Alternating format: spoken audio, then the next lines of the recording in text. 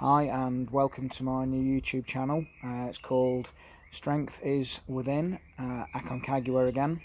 And it's called this because I've just paid my deposit to head out to Aconcagua in January 2020. Now, for those of you who are not aware, Aconcagua is a high altitude mountain in the Andes mountain range in South America. Aconcagua is the highest mountain outside of the Himalayas, stands at 6,900 and, let me get this right, 62 metres high. It's a high altitude mountain, but it's also known for its challenging weather in terms of high winds and freezing temperatures. I was in Aconcagua, or attempted to climb Aconcagua, back in January 2018, and I was on a 3-week expedition, and it was meant to be the kind of dream experience, but what it ended up being was a very steep learning curve into high altitude mountaineering and trekking, that for me in particular ended up becoming a fight for survival just to get off the mountain. This time around I'm heading out there with a group called Elite Himalayan Adventures. These guys are absolutely the best at the world in high altitude mountaineering, and their lead Sherpa Nims Dai is currently undergoing Project Possible 14-7, which is he's having a go at the 14 8,000 metre peaks in the world, trying to get them done within 7 months. The previous world record was 7 years. So going out with these guys, I'm in very good hands, and I intend to learn as much as possible from these guys and have this experience with them over a 3-week expedition in January 2020. Now, back in January 2018, it became evident when I was on the mountain on the 3-week expedition that I was woefully underprepared, both psychologically and physically, for the demands that lay ahead in that particular challenge. Myself and the 3 friends I went with all were suffering with base level high altitude sickness from the moment we got to base camp. So things like headaches and nausea. And what we did was we had 12 days essentially to summit, and that's how long we spent on the mountain. But we were unfortunate to land in some pretty bad weather, and it was just a very, very severe experience. I lost 7 kilos in 12 days. The altitude just completely ruins any appetite, and so eating becomes a challenge, which then makes the massive calorie expenditure that you put out every day trying to climb up the mountain even harder. And ultimately it led each of us to just being completely exhausted come summit day. And each day it just felt for me particularly like, well, I was just redlining it every day. It was just like maximal effort just to get to the next camp. And of course when you got there you had to establish camp. Some of the days we rested in order to acclimatise, but really, with hindsight and looking back, we needed a few more days on the mountain just to acclimatise at the lower altitudes before we pushed up. And you know, that's the nature of this kind of thing, is you can learn from your mistakes and the challenges that you overcome. On summit day, I remember getting up at 4 o'clock in the morning, trying to get ready to leave to summit for 5 a.m. Having had no sleep at all. I was utterly exhausted. I remember feeling fear in my body for what lay ahead. I knew that the outlay of energy was going to be absolutely massive, and I knew that we were going to be out for a very long time because it was the longest section to climb. In the end, it ended up being severely cold, and after 3 or 4 hours, 2 of our team turned around because of risk of frostbite and exhaustion. Myself and my teammate, we carried on for until we'd done for 10 hours, which took me 150 metres from the summit of Aconcagua after 10 hours. But as I was climbing up, my altitude sickness symptoms became progressively worse and worse, to the point where I could barely control my legs. I had a very weird and strange vibrational tingling feeling throughout my body. My speech became slurred, and I just felt like I was hallucinating. And an inner voice deep within me just told me that I just didn't have it, and even though I was 150 metres from the top. I just kept getting this voice over and over again. I needed to turn around and get back down and safely get back to the UK.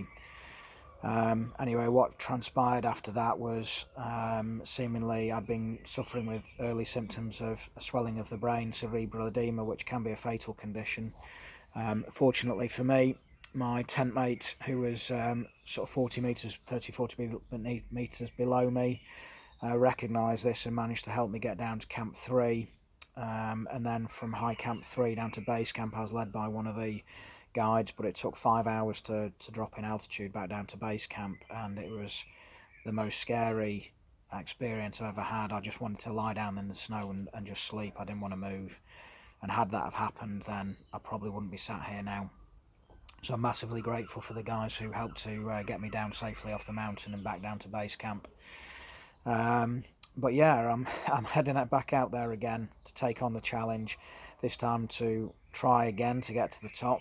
But this time I'm taking again the flag for Paramonte. Paramonte are a charity here in Eastbourne, and they do fantastic work researching and spreading awareness about the dangers of altitude sickness and altitude illnesses, and they do some great work funding research as well into high altitude and the illnesses that can happen as a side effect of being at high altitude. So yeah, why am I going back out to Aconcagua? Well, ultimately my dream long term is to ascend an 8,000 metre peak, one of the 14 8,000 metre peaks in the Himalayas. And so getting to the top of Aconcagua is a very important stepping stone in gaining experience on a high altitude mountain in order to prepare me for the longer term goal of getting even higher in the next however long it takes, several years. In my work here in Eastbourne, I'm a strength and conditioning coach and mentor, and I work with a hugely varied clientele of people who have a mixture of goals, circumstances and aspirations, but they all share one common factor, and that is ultimately they're chasing their dreams in terms of progression. And I work with people to help them experience less pain, to help them move away from dysfunction, to eliminate weakness where there's been weakness and develop strength. I help people to become more capable and to ultimately grow to a place whereby they never thought they would be capable of achieving the things that they do when they've worked with me, and to go beyond their dreams that they had previously contemplated. So I'm massively passionate about making a difference in people's lives, and what I hope to do by engaging in this expedition is I hope to inspire other people to take on their own challenges and to learn from the lessons that adversity can provide us with, and ultimately try and show that we can achieve far more than we think we're capable of once we get out of the way of ourselves. Now this time around, in terms of the trip, then there's a fair financial outlay. I need extra kit this time around that I didn't have last time, so an 8,000 metre summit suit, 8,000 metre boots, harnesses. There's a mountain license fee, there's the fee to pay the Elite Himalayan Adventure guide fee, along with all the food and so on, but it all basically comes to a rather large sum of £8,500. And so what I'm doing here is I'm asking for those people who are interested in my journey and sharing this experience with me, whether any of you would be interested in making any kind of donation, financial donation, in order to help me to realise this dream, or even if any of you who might be a sponsor or a business owner or own a brand who may be interested in sponsorship, whereby we could discuss a mutually beneficial agreement. Some of the things that I can provide are things such as brand awareness, brand recognition and representation, but also, once I get back from Aconcagua, is providing I got my pieces of paper, best laid plans and all that. Second. Yeah, ultimately I'm looking for somebody or a brand who may be interested in sponsoring me to help me realise this dream in return for brand awareness, brand representation, and also I can provide insight into my experience on Aconcagua with how I tackle it in a presentation and talk, motivational talk, once I return back to the UK at the end of January. So if you are interested in making a donation, what I'm doing is I have a GoFundMe page, details of which will be down below in this segment below this video. In return for certain tiers of donations, what I'm prepared to do is I'm offering an energy exchange in various different services in relation to training, presentation, Skype mentoring calls, training programs, and also personal training as well. So for those people who are interested in making a donation, I'm exchanging my energy back. I'm offering that in addition for any wonderfully kind donations that are made, and of course anything that is made to me I'm massively appreciative and grateful for in helping me realise this dream of getting to the top of Aconcagua.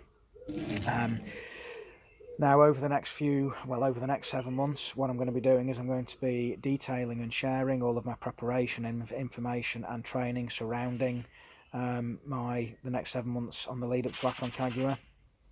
So I'll be updating my YouTube channel here every week with my progress. I'll also be updating my blog, which is on my website, which is also written down below in the details below this video. And also I'll be updating regularly both my Instagram, Facebook and Twitter accounts as well, with all of the things that go on in the lead up and build up to me getting to the top of Aconcagua, hopefully, fingers crossed, in January 2020.